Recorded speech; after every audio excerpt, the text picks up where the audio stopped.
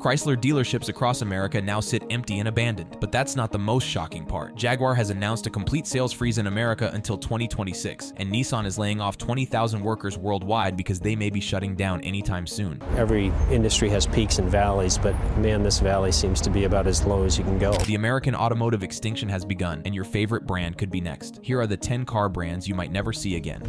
Chrysler. Once a pillar of American automotive excellence, Chrysler has been a staple on American roads since 1925. From the iconic PT Cruiser to the luxurious 300 sedan, Chrysler has produced vehicles that captured the imagination of generations of American drivers. But one thing few people realize is just how precarious Chrysler's position has become in the American market. What was once a diverse and robust lineup has dwindled dramatically, with the Pacifica minivan and its plug-in hybrid variant standing as the brand's only current offerings. This extreme limitation in product diversity has left Chrysler particularly vulnerable in today's hyper-competitive automotive landscape. The numbers tell a sobering story. Chrysler's market presence has been in steady decline, with virtually no new models introduced in recent years. The minivan segment, while still maintaining a loyal niche following, faces relentless competition from the surging popularity of SUVs and crossovers that offer similar functionality with added style and perceived prestige. Even more concerning is Chrysler's conspicuous absence from the electric vehicle revolution. While parent company Stellantis has outlined ambitious electrification plans for some of its other brands, Chrysler has been left notably absent from major EV announcements. In an industry rapidly transitioning to electric powertrains, this lack of a clear electrification strategy could prove fatal for the historic brand. Behind these corporate challenges are real human stories. Thousands of Americans depend on Chrysler for their livelihoods, from assembly line workers to dealership employees, and countless American families have built their lives around Chrysler vehicles, relying on them for everything from daily commutes to cross-country family vacations. The human toll of Chrysler's decline is playing out in dealerships across America. In Chicago, we find Stanley Balzekas Jr. losing his mind with only hours remaining before he loses his Chrysler franchise, a business relationship that has spanned nearly a century. Balzekas explains the grim reality that awaits him after losing the franchise. So now we have to chase around looking for some company or banks to finance our used cars. Well, the banks are not going to look very favorably on a dealer that does not have a new car franchise. This severing of long-established dealer networks reflects the harsh reality of Chrysler's position. While Chrysler's American roots run deep, our next endangered brand came to America with bold promises of luxury that now ring increasingly hollow. Infiniti. Launched in 1989 as Nissan's luxury division, Infiniti aimed to bring Japanese precision and reliability to the premium segment of the American market. With sleek design language and innovative technology, Infiniti quickly developed a reputation for offering a compelling alternative to established European luxury brands at a more accessible price point. What many consumers don't realize is how deeply Infiniti's fate is intertwined with its parent company, Nissan's broader struggles in the American market. While luxury brands typically enjoy higher profit margins that can help weather industry downturns, Infiniti's position has grown increasingly tenuous as Nissan reconsiders its overall strategy in the face of declining profits and market share. The warning signs are increasingly difficult to ignore. Infiniti's sales have been plummeting, with sales dropping by half since 2019. The outdated designs have failed to capture the imagination of luxury buyers. The QX60 and QX80 SUVs, while competent vehicles, lack the cutting-edge technology and distinctive luxury touches that competitors like Lexus, BMW, and Mercedes-Benz offer as standard. Perhaps most alarmingly, Infiniti has fallen dramatically behind in the race toward electrification. This absence from the EV conversation has rendered the brand increasingly invisible to forward-thinking luxury consumers. Infiniti sales have slumped, and not slumped in a small way, like 50-60% down, which is kind of crazy to me. It's kind of crazy, but also not necessarily crazy surprising. The human cost of Infiniti's struggles extends far beyond corporate balance sheets. Dealership employees who have built careers around the brand now face uncertain futures. Service technicians who have specialized in Infiniti vehicles wonder if their expertise will remain relevant. Every industry has peaks and valleys, but man, this valley seems to be about as low as you can go. For a brand that once challenged the luxury establishment, the path forward has never looked more uncertain. Our next brand faces perhaps an even more uncertain future in the American market. Fiat. With its distinctive Italian flair and European charm, Fiat returned to American shores in 2011 after a 27-year absence. The diminutive Fiat 500 quickly became a cultural icon, offering American drivers a stylish, fuel-efficient alternative to the larger vehicles that dominated U.S. roads. But Fiat has a long history of retreating from the U.S. market when faced with challenges, and the current signs suggest history may be repeating itself. Fiat's parent company, Stellantis, is conducting a wholesale reevaluation of its extensive brand portfolio, and brands with niche appeal and low low sales volumes are particularly vulnerable to the chopping block. The statistics paint a troubling picture for the Italian brand's American presence. Fiat's sales in the US peaked in 2014 with about 46,000 units and have collapsed to a fraction of their peak since, with the current lineup reduced to just the all-electric 500e. In 2018, Fiat sold only 15,521 cars. This extreme contraction reflects both shifting consumer preferences away from small cars toward SUVs and crossovers, as well as Fiat's struggle to establish a clear identity in the American marketplace. The 500e, while technologically competent, enters an increasingly crowded electric vehicle market where it must compete against offerings from established players like Chevrolet, Nissan, and Hyundai, all of which offer more spacious interiors and longer ranges at similar price points. The challenge is compounded by the fundamental mismatch between Fiat's small car expertise and America's growing preference for larger vehicles like trucks and SUVs, a stark contrast to European markets where limited parking spaces and narrow streets make compact cars like the 500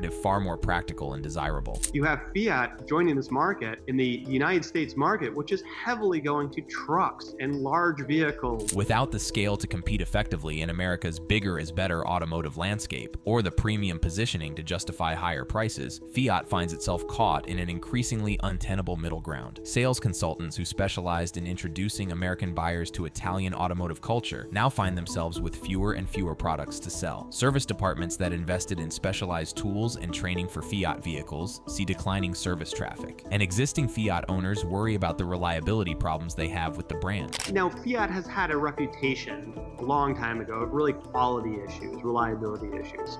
But we looked at these cars with an open mind. Certainly the Fiat of today isn't necessarily the Fiat of 20 years ago. But very quickly, our members were telling us about the reliability problems that they were having with these new Fiats, and it was not good. The broader question becomes whether niche brands like Fiat can survive in a market increasingly dominated by a handful of vehicle types. While Fiat struggles at the affordable end of Stellantis' portfolio, its ultra-luxury Italian cousin faces challenges that it may not overcome. Maserati.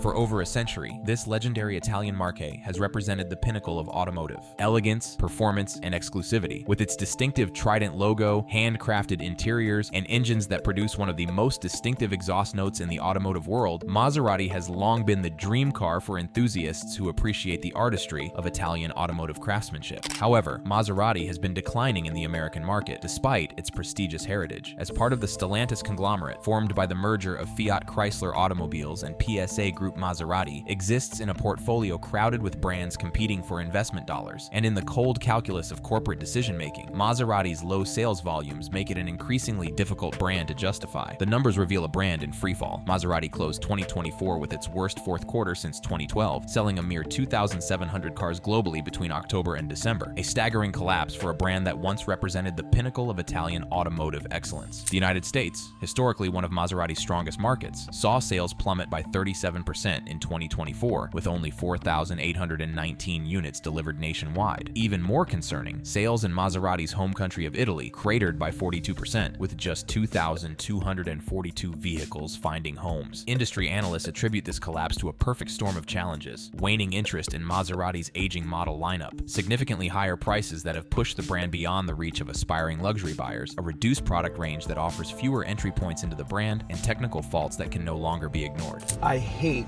the 2017 Maserati Levante.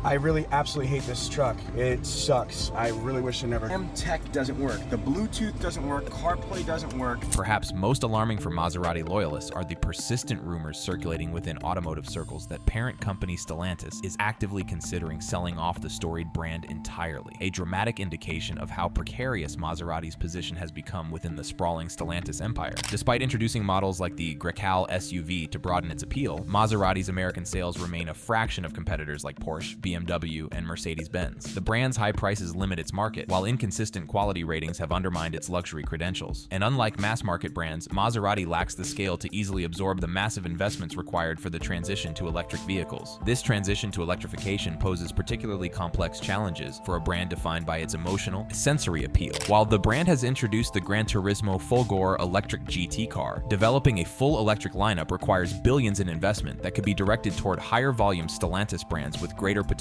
returns. As Maserati's exclusive position creates challenges, its sister brand Alfa Romeo demonstrates that even passionate driving dynamics and Italian flair aren't enough to secure a future in America's ruthless market. Alfa Romeo.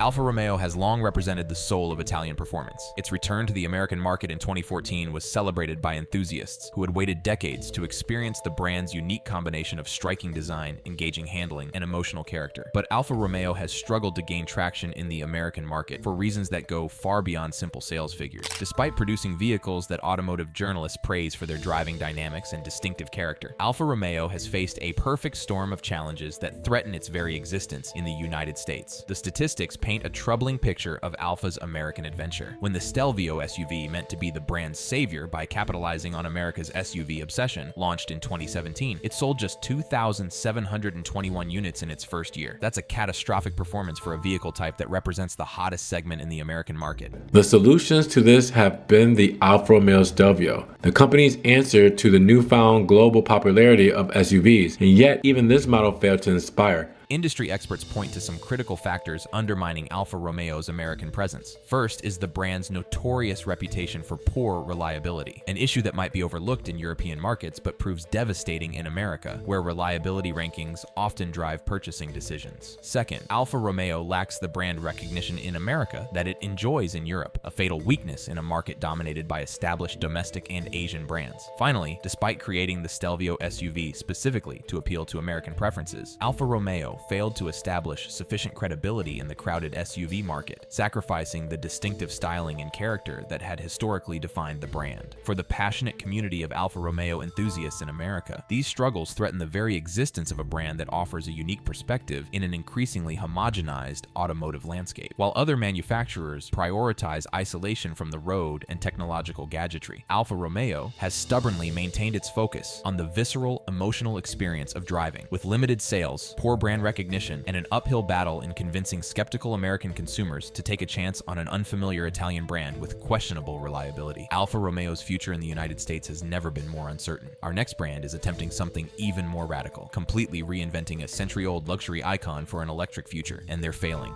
Jaguar.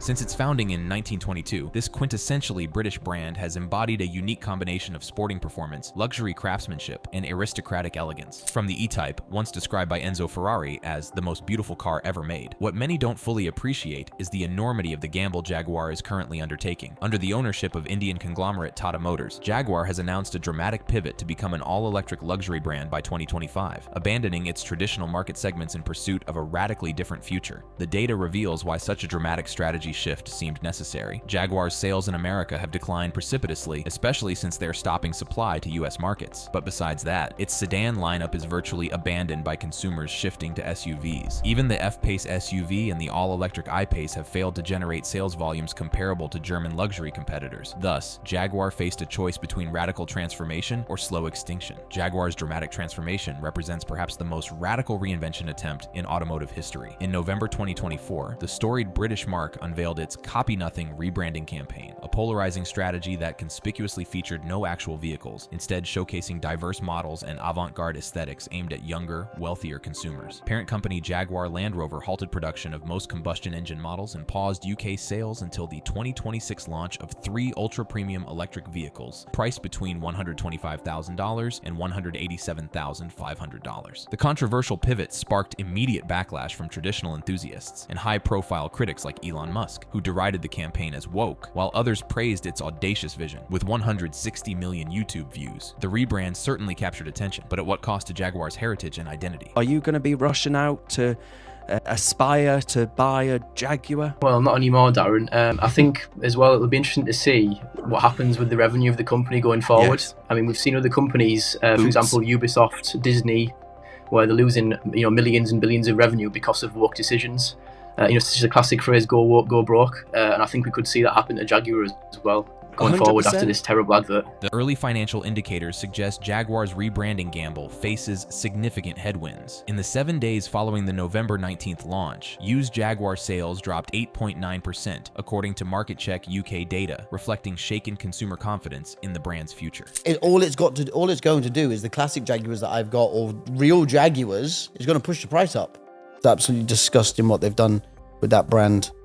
They've completely disrespected an incredible brand of Jaguars. JLR's quarterly financials revealed a concerning 6% revenue decline to £6.5 billion, with Jaguar's global sales already plummeting 40% to just 14,000 units in the first half of fiscal 2025. Industry analysts estimate only 10 to 15% of existing Jaguar customers will follow the brand into its ultra-luxury electric future, a sobering projection considering the luxury EV market itself faces challenges, with U.S. electric vehicle demand stagnating at just 7% of sales. From one historic luxury brand's radical reinvention, we turn to another that risks fading quietly into the background of its parent company's portfolio: Lincoln.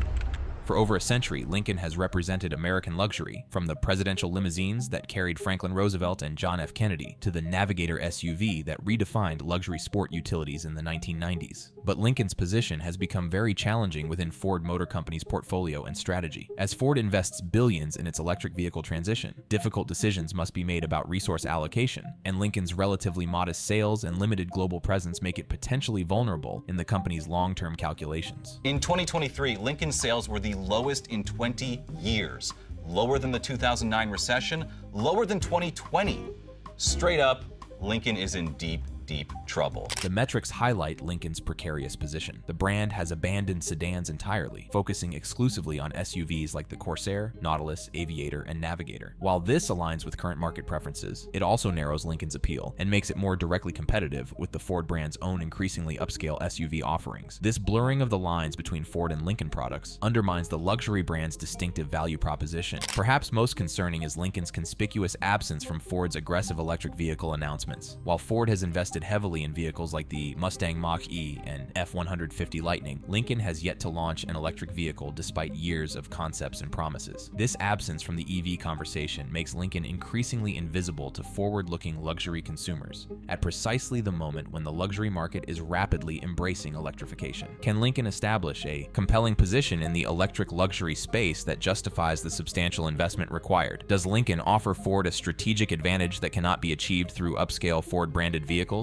Lincoln's understated luxury approach contrasts sharply with our next brand, one that built its modern identity around the visceral, unapologetic celebration of American muscle: Dodge.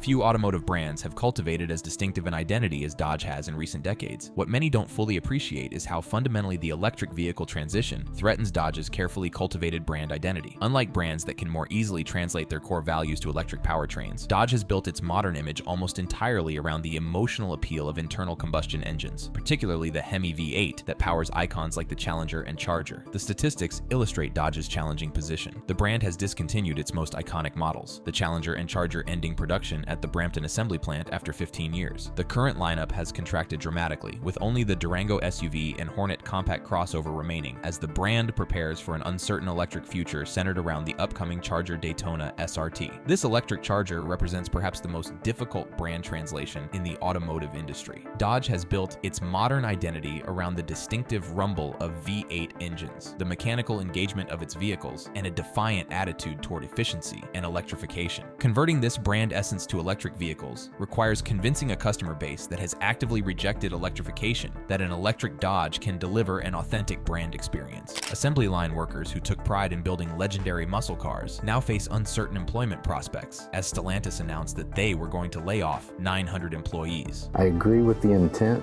and what they're trying to do with the tariffs and bring jobs back. I just think the immediate effect right here, I mean, look, they just made the announcement yesterday afternoon. Is when Trump made the announcement, and Stellantis didn't waste no time announcing 900 people are going to be affected. While Dodge faces the challenge of translating raw power to an electric future, our next brand's hope keeps dwindling each day: Mazda. Since establishing its independent identity in the American market, Mazda has carved out a unique position as the driver's choice among mainstream brands. From the iconic MX-5 Miata to its precisely tuned crossovers, Mazda has consistently delivered vehicles that prioritize driving dynamics, premium feel, and distinctive design, often punching well above their price class in terms of refinement and engagement. What many Americans may not fully understand is how challenging Mazda's position has become as a relatively small independent manufacturer in an industry increasingly dominated by massive global conglomerates. Without the scale of Toyota or Volkswagen, Mazda faces enormous challenges funding the transition to electric vehicles while maintaining its distinctive brand values in an increasingly homogenized automotive landscape. The numbers illustrate Mazda's precarious position. As one of the smallest major automakers selling in America, Mazda lacks the financial resources of larger competitors to simultaneously maintain its current product line while developing competitive electric vehicles. The company's cautious approach to electrification, focusing on hybrids like those in the CX-70 and CX-90 rather than full EVs, may reflect these financial constraints rather than a deliberate strategy. This measured approach to electrification creates significant risks as the market accelerates toward EVs. Mazda's limited resources force difficult choices between investing in improving its efficient internal combustion engines, developing hybrids, or committing fully to electric vehicles. This financial reality places Mazda at risk of falling fatally behind as the market shifts. For a brand that has consistently delivered more than its size would suggest possible, the coming years present perhaps its greatest challenge yet. If Mazda's small scale creates vulnerability, our #1 endangered brand shows that even global giants can find themselves in existential crisis when strategy and execution falter. Nissan.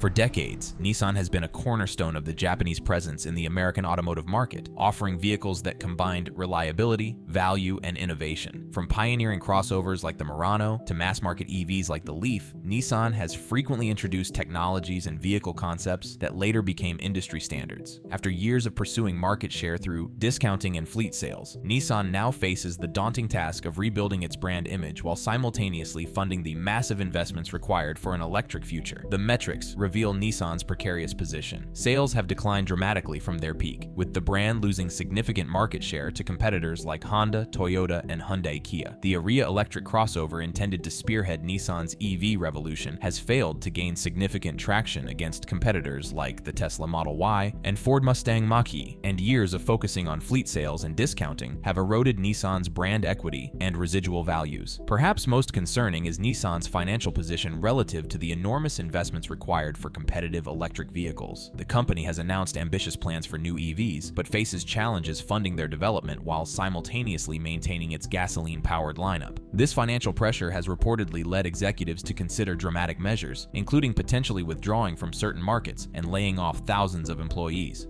The CEOs overstepped their own capacity based on what they thought, not what was quantifiable. What was quantifiable, and the only thing that matters, is the median household income, regardless of what country you're in. They chose to ignore it, and now their companies will end up suffering, as will their employees, because of their ignorance. Nissan's dramatic decline has accelerated into what industry insiders now describe as an existential crisis. In November 2024, the Japanese automaker announced 9,000 job cuts globally, only to expand that figure to a staggering 20,000 positions, approximately 15% of its entire workforce by May 2025. This devastating contraction comes as Nissan reported a catastrophic net loss of $4.5 billion for fiscal year 2024, with operating profit plummeting 88% to just $472 million. The company's Renissan recovery plan reveals the severity of its predicament, shrinking its global manufacturing footprint from 17 factories to just 10 by 2027, reducing production capacity by 20%, and implementing shift reductions at its American plants in Tennessee and Mississippi. Perhaps most telling was the resignation of CEO Makoto Uchida in April 2025 following failed merger talks with Honda, a desperate last-ditch effort to salvage the struggling automaker. For a brand that has been a fixture of American roads for over 6 decades, the challenges ahead have never been more daunting. As we've explored throughout this video, the American automotive landscape stands at a historic inflection point. Some familiar names may indeed disappear, but new ones will likely take their place. If you found this video informative, click on any of the cards on your screen for more content, and let us know in the comments, which of these endangered car brands would you miss the most? We would rather grow profitably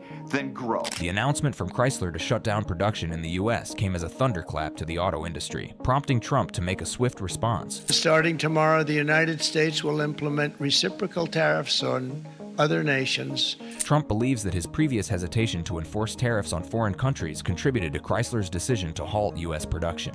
We used to think about it a lot. We didn't think about it for many decades, and you see what's happened. And in this video, we will uncover the reason behind the pause in production by Chrysler.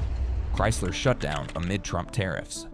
On April 3, 2025, a seismic shift rocked the American automotive industry. Stellantis, parent company of Chrysler, announced the temporary shutdown of production at key plants in Canada and Mexico, triggering immediate layoffs of 900 American workers across 5 U.S. facilities. The Windsor Assembly Plant in Canada and Toluca Assembly Plant in Mexico, critical links in Chrysler's North American supply chain, were abruptly paused, sending shockwaves through the automotive sector. This dramatic halt in operations wasn't caused by labor disputes, technical failures, or supply shortages.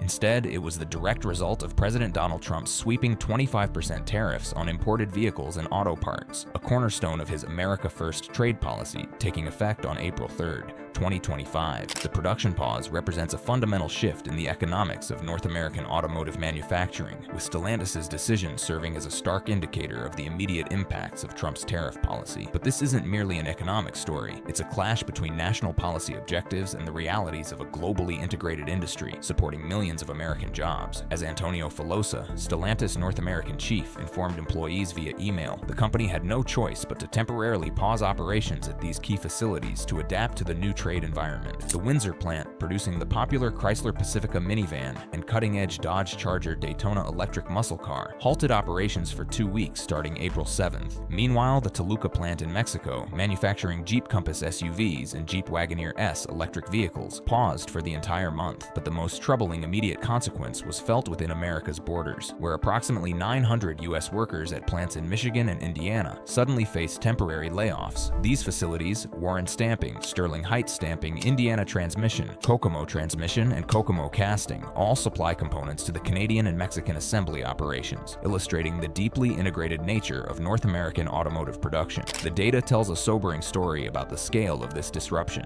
In Canada alone, approximately 4,500 hourly workers at the Windsor Assembly Plant were affected by the shutdown. The Toluca plant in Mexico idled roughly 2,600 workers. These numbers reflect just the immediate employment impact of the tariff policy, with potential ripple effects through the supplier network still unfolding. For Americans watching these developments, the key question emerges: is this manufacturing pause merely a temporary adjustment to new trade realities, or does it signal a deeper, more concerning fracturing of the North American automotive industry? The answer may lie in examining both the catalyst for these dramatic changes and Trump's calculated response to the industry's reaction. To understand the forces driving this manufacturing upheaval, we must examine the catalyst: President Trump's tariff policy. It's a very great threat to our country.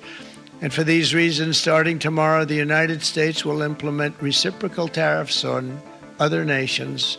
It's been a long time since we even thought of that. The implementation of a 25% tariff on imported vehicles, effective April 3, 2025, with a similar duty on auto parts scheduled for May 3, 2025, represents a dramatic shift in U.S. trade policy. Trump's administration invoked Section 232 of the Trade Expansion Act of 1962, citing national security concerns as justification for these sweeping measures. The tariffs apply to a broad range of automotive products: sedans, SUVs, crossovers, minivans, cargo vans, light trucks, engines, transmissions, powertrain parts, and electrical components, creating immediate challenges for an industry built on cross-border production and just-in-time delivery. What makes these tariffs particularly impactful is their timing and scope. Taking effect immediately after announcement, they gave manufacturers like Stellantis virtually no time to adjust their complex supply chains. For a company that sources 23% of its U.S. sales from Mexican manufacturing, the economic calculus changed overnight. The tariff's broad application stands in stark contrast to other targeted trade measures, as it fundamentally alters the economics of the integrated North American automotive market established under trade agreements like NAFTA and its successor, the USMCA. This isn't a surgical strike against specific trade practices, but a sweeping reconfiguration of automotive commerce across the continent. Trump's objectives with these tariffs are multifaceted but clear: to incentivize domestic manufacturing, create American jobs, and address what he views as unfair trade practices by other nations. As he explained in his announcement,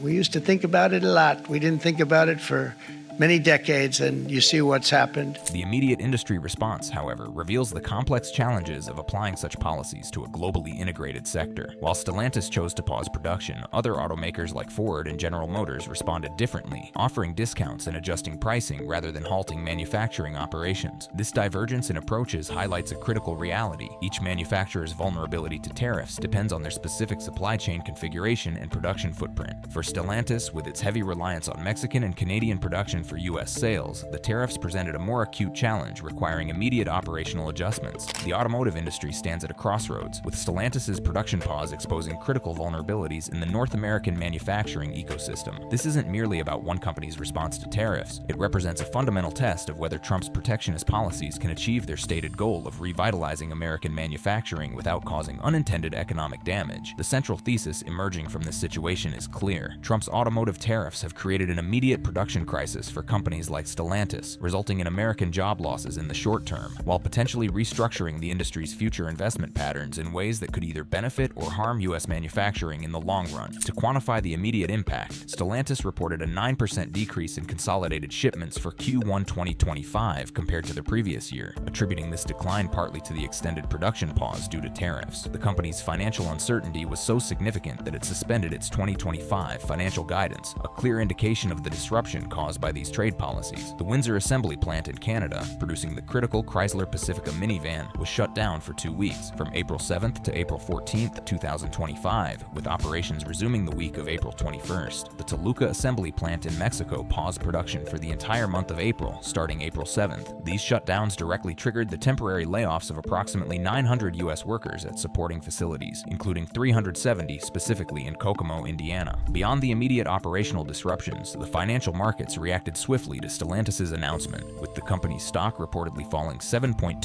to $10.45 on April 3, 2025, reflecting investor concerns about the tariffs' impact on the company's profitability and operations. Union leaders were quick to criticize the production pauses and layoffs. UAW President Shawn Fain called the layoffs completely unnecessary, arguing that Stellantis has the money, the capacity, the product, and the workforce to employ thousands more UAW members in Michigan, Indiana, and beyond. Similarly, Unifor President Lana Payne warned that U.S. tariffs would hurt auto workers almost immediately, highlighting the interconnectedness of the North American automotive industry. The controversy surrounding this production pause extends beyond corporate decisions and union responses. It raises fundamental questions about the effectiveness of tariff policies in achieving their stated objectives of revitalizing domestic manufacturing, especially in industries with complex global supply chains. The immediate job losses, contrasted with Trump's goal of increasing American employment in manufacturing, suggest potential unintended consequences of the tariff strategy. As we delve deeper into this unfolding situation, we must examine Trump's specific reaction to these developments, the broader economic rationale behind his tariff policy, and the potential long-term implications for the automotive industry, American workers, and the economy as a whole. Analyzing the problem and future projections. The core problem facing Stellantis wasn't merely adapting to new tariffs, but confronting a tectonic shift in the economics of its North American operations. With a 25% tariff suddenly applied to vehicles and parts crossing U.S. borders, the company's integrated production model, built over decades of open trade, became financially unsustainable overnight. Stellantis' decision to pause production at Windsor and Toluca plants reflected a calculated business response to crippling new costs. For a company that imports 58,000 vehicles from Europe to the U.S. annually and sources 23% of its U.S. sales from Mexican manufacturing, the tariffs represented an existential threat to its profit margins and competitive position. The math behind this decision reveals its inevitability. A 25% tariff on imported vehicles effectively adds thousands of dollars to the cost of each unit, forcing manufacturers to either absorb these costs, decimating profits, or pass them to consumers, risking market share. For Stellantis, which operates on relatively thin margins compared to some competitors, neither option was tenable in the immediate term. This explains why Stellantis took the most dramatic action among major automakers. While Ford and General Motors responded with discounts and pricing adjustments, Stellantis felt compelled to halt production entirely to avoid flooding the market with vehicles suddenly subject to prohibitive tariffs. The company's vulnerability stems from its particular production footprint. Stellantis' U.S. manufacturing facilities operate at only 52% capacity, with room to produce 1.3 million vehicles annually. This underutilization suggests potential for shifting production to the U.S. over time, but such transitions require significant investment and time, resources unavailable in the immediate aftermath of the tariff announcement. The financial implications for Stellantis are severe. Industry analysts project that the tariffs could decimate the company's 2035 earnings by up to 75%, potentially costing $7.1 billion in earnings against an estimated EBIT of $9.3 billion. This apocalyptic projection helps explain the company's drastic response. Better to endure short-term production pauses than face financial collapse due to unsustainable tariff costs. For the broader automotive industry, the stakes are similarly high. supply. Industry analyses indicate the tariffs could cost automakers over $80 billion collectively, with Detroit's Big Three potentially facing a 60% reduction in earnings due to an additional $5,000 in input costs per vehicle. These figures illustrate why Stellantis felt it had no choice but to take immediate, decisive action. This economic pressure drives directly to the heart of Trump's strategy. By making it financially untenable to continue importing vehicles and parts, the tariffs aim to force manufacturers to shift production to the United States, a calculated gamble that short-term pain will lead to long-term domestic manufacturing gains. President Trump's response to Stellantis's production pause reveals the deliberate calculation behind his tariff strategy. Rather than viewing the temporary layoffs as a policy failure, Trump appears to see them as evidence that his tariffs are working exactly as intended, creating immediate pressure on manufacturers to reconsider their global production strategies. While Trump didn't directly comment on Stellantis's specific situation, his broader statements on tariffs illuminate his thinking. I'd like to see the chart if you have it. Could you bring it up, Howard? This is our great Secretary of Commerce, Howard Lutnick. Thanks. Trump's tariff approach follows a clear logic. By imposing significant costs on imported vehicles and parts, he aims to make domestic production the more economically viable option. As he stated during a speech on investing in America, The entire Trump economic agenda is about making it easier to do business in America, to create jobs in America, to hire American workers, and to build your factories here in America, not in China or any other country. the president made this incentive structure explicitly clear in the same address. The businesses represented today clearly understand that if you build your factory in the United States, your tariff rate is 0, and you have other advantages too. This blunt approach, combining punitive tariffs on imports with incentives for domestic production, reflects Trump's broader economic philosophy. He's executing a pressure campaign on multinational corporations, one that accepts short-term disruptions, including temporary U.S. layoffs, as necessary steps toward reshoring manufacturing. The administration has shown some recognition of industry concerns, however. On April 29, 2025, Trump signed executive orders to ease some aspects of the tariffs. These measures included ensuring car makers paying the 25% tariff on auto imports would not be subject to additional levies on steel and aluminum, and providing a temporary credit of 3.75% of the MSRP value of U.S. assembled vehicles for duty-free parts imports, except from China, through April 2026. These adjustments suggest Trump is willing to fine-tune his approach while maintaining the core pressure of the tariffs, a carrot-and-stick strategy aimed at accelerating domestic investment while minimizing sustained damage to U.S. operations. Trump believes this approach is already working. In his address on investing in America, he claimed that since the November 2024 election, companies represented at the White House had collectively announced more than $2 trillion in new investments, with a total of close to $8 trillion all told. While the accuracy of these specific figures is difficult to verify independently, they reflect Trump's conviction that his policies are successfully reshaping investment patterns. For automakers specifically, Trump's message is unmistakable: adapt to the new tariff reality by building in America, or face prohibitive costs on imported vehicles and parts. The production pauses and layoffs at Stellantis plants are, in this view, transitional pains and a necessary restructuring of the industry. Looking beyond the immediate disruptions, industry experts project several likely outcomes from Trump's automotive tariffs, with significant implications for companies like Stellantis, American workers, and consumers. In the near term, automotive prices are expected to rise, though not uniformly. Brian Moody from AutoTrader has suggested price increases would vary across vehicles, while Edison Yu from Deutsche Bank estimated 5 to 10% price increases, depending on USMCA exemptions. These price hikes could potentially dampen consumer demand, particularly in price-sensitive segments where Stellantis competes. For Stellantis specifically, insiders suggest the company is reassessing its North American manufacturing footprint. With 52% capacity utilization at U.S. plants and the ability to produce 1.3 million vehicles annually domestically, the company has theoretical room to shift production from Canada and Mexico to the United States, though such transitions would require significant investment and time. Industry analysts project that companies with heavy reliance on imported vehicles and parts will accelerate investments in U.S. manufacturing facilities, though these capacity expansions will take 2 to 3 years to materialize. In the interim, we may see continued production adjustments, selective price increases, and reduced model availability as manufacturers navigate the new tariff landscape. The data on employment impacts is particularly concerning. Beyond the immediate 900 U.S. layoffs at Stellantis, economic modeling suggests potential for broader employment effects throughout the automotive supply chain. While Trump's policy aims to increase U.S. manufacturing jobs over time, the near-term realities include disruptions that could temporarily reduce employment in the sector. For the broader economy, the Tax Foundation has estimated that Trump's tariffs could increase taxes on U.S. households by nearly $1,300 in 2025, reflecting higher prices for imported goods, including vehicles. This economic pressure on consumers could potentially dampen spending across sectors, creating ripple effects beyond automotive. Industry executives are publicly acknowledging these challenges. Ford CEO Jim Farley has expressed concerns about the tariffs' impact. We're adjusting both our Mexico as well as our U.S. plants to make sure nothing crosses the border. I think longer term is the bigger concern. These kind of tariffs, especially in these two countries, are very significant. Farley further elaborated on the potential scale of disruption. And if they persist beyond months, we could see billions and billions of dollars of pressure on the industry, lost jobs, lots of impacts to communities and our ecosystem in the industry. And that's what we're talking to the administration about and congressional leaders. These projections paint a picture of an industry in transition, with short-term disruptions potentially giving way to a restructured North American automotive landscape. Whether this transition ultimately benefits American workers and the domestic economy depends on how companies like Stellantis adapt their manufacturing strategies in response to the tariff pressures, and how the administration calibrates its policies as these impacts become clearer. Impacts and broader implications.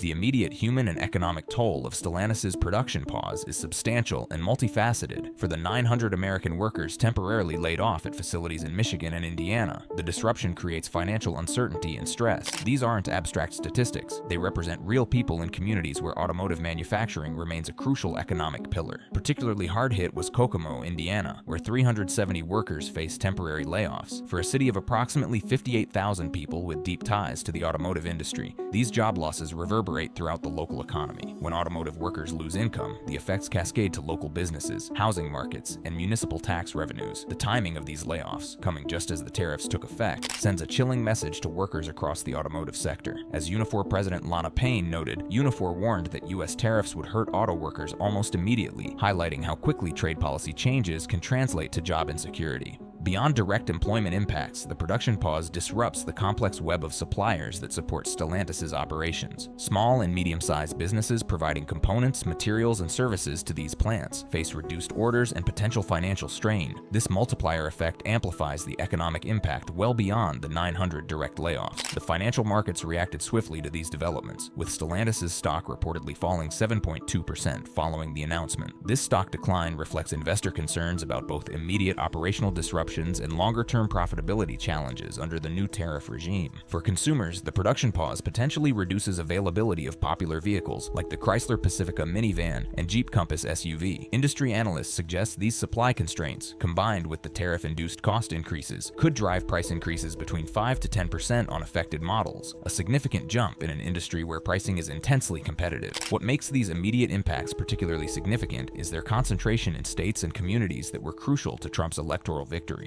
Indiana and Michigan both supported Trump in the 2024 election, with automotive manufacturing workers representing a key constituency. The layoffs potentially create political complications for an administration that promised to revitalize American manufacturing. UAW President Shawn Fain highlighted this contradiction, calling the layoffs completely unnecessary and arguing that Stellantis has the money, the capacity, the product, and the workforce to employ thousands more UAW members. This critique strikes at the heart of whether Trump's tariff strategy will deliver on its promise to increase domestic manufacturing employment. The Canadian response further illustrates the international dimensions of this disruption. Canadian Prime Minister Mark Carney announced a 25% retaliatory tariff on US-made automobiles not complying with USMCA, creating potential for escalating trade tensions. With Canada selling 93% of its cars to the US, around 1.6 million vehicles annually, the integrated North American automotive market faces unprecedented strain. The Stellantis production pause exemplifies a fundamental dilemma facing the automotive industry under Trump's tariff policy, maintain integrated North American production and absorb tariff costs, or undertake expensive and time-consuming restructuring to increase U.S. manufacturing capacity. This tension stems from decades of investment decisions made under NAFTA and USMCA, which created a highly efficient but vulnerable continental production system. Mahmoud Nanji from Western University's Ivy Business School notes that this interconnected system, with Canada selling 93% of its cars to the U.S., now faces significant risks under new tariff pressures. For Stellantis, this dilemma is particularly acute. The company's U.S. manufacturing facilities operate at only 52% capacity utilization, suggesting theoretical room for production shifts. However, transitioning vehicle programs between plants requires substantial investment, engineering resources, and time, assets not readily available in the immediate aftermath of the tariff announcement. The economic principles underlying this situation reflect the unintended consequences of rapid trade policy changes. While tariffs may eventually incentivize domestic production, the short-term reality involves disruption to established supply chains, potential job losses, and consumer price increases, outcomes potentially at odds with the policy's stated goals. The broader automotive industry faces similar challenges, with Detroit's Big Three collectively staring down a potential 60% reduction in earnings due to tariff-related cost increases. These financial pressures could potentially limit resources available for critical investments in future technologies, creating tension between short-term adaptation to tariffs and long-term competitive positioning. Stellantis's Q1 2025 results illustrate these pressures. The company reported consolidated shipments of 1,217,000 units, a 9% decrease compared to the previous year, attributing this decline partly to tariff-related production pauses. This substantial decline in a single quarter hints at the scale of disruption facing the industry. The macroeconomic implications extend beyond automotive manufacturing.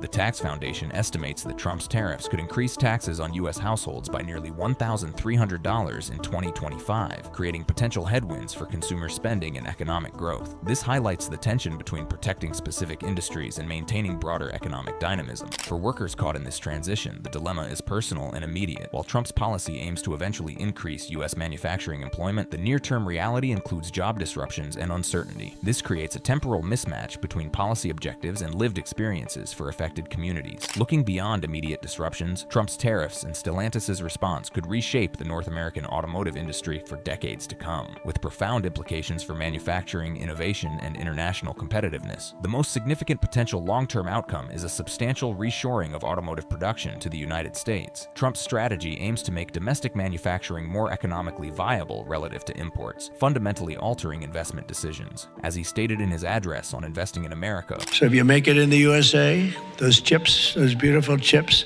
will make those suckers in the USA, and you're going to be all the way down to 15%.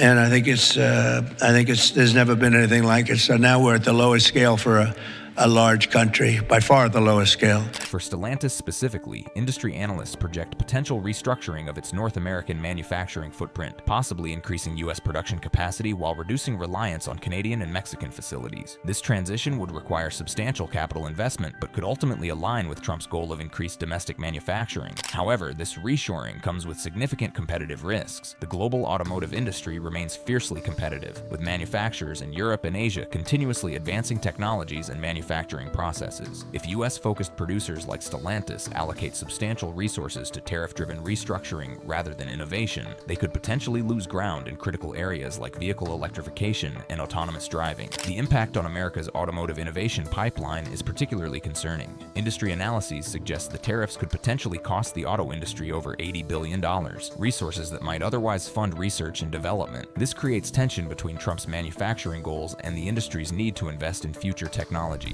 For workers and communities, the long-term outlook is similarly complex. While increased domestic production could eventually create new manufacturing jobs, the transition period involves uncertainty and potential dislocation. Moreover, modern automotive plants are increasingly automated, potentially limiting employment gains relative to production volumes. The international dimensions of these changes extend beyond North America. European and Asian manufacturers face similar pressures to increase U.S. production or pay substantial tariffs. This could accelerate global automotive manufacturing migration, with companies like Samsung announcing plans for U.S. manufacturing facilities specifically to beat the tariffs, as Trump noted in his address. These strategic shifts occur against the backdrop of a transition to electric vehicles, a transformation that was already restructuring the industry before the tariffs. Stellantis, like other manufacturers, must navigate both the immediate tariff pressures and the longer-term technological transition, creating layers of strategic complexity. The Stellantis production pause and subsequent layoffs represent just the opening chapter in what promises to be a complex reconfiguration of North American American automotive manufacturing. The immediate impacts: 900 U.S. workers temporarily laid off, production halted at key facilities, and market uncertainty may ultimately prove less significant than the structural changes they herald. For suppliers and related industries, these disruptions create immediate challenges but also potential opportunities. As manufacturers like Stellantis reconsider their production footprints, suppliers with U.S. operations could benefit from increased domestic sourcing, while those heavily dependent on cross-border trade face adaptation pressures. The human dimension of this transition remains paramount. Workers at Stellantis facilities in Michigan and Indiana face immediate uncertainty, with union leaders like UAW President Shawn Fain arguing the company could employ thousands more UAW members domestically. Whether Trump's tariff gambit ultimately creates more stable, high-quality manufacturing jobs depends on how companies adapt their investment strategies in response to these pressures.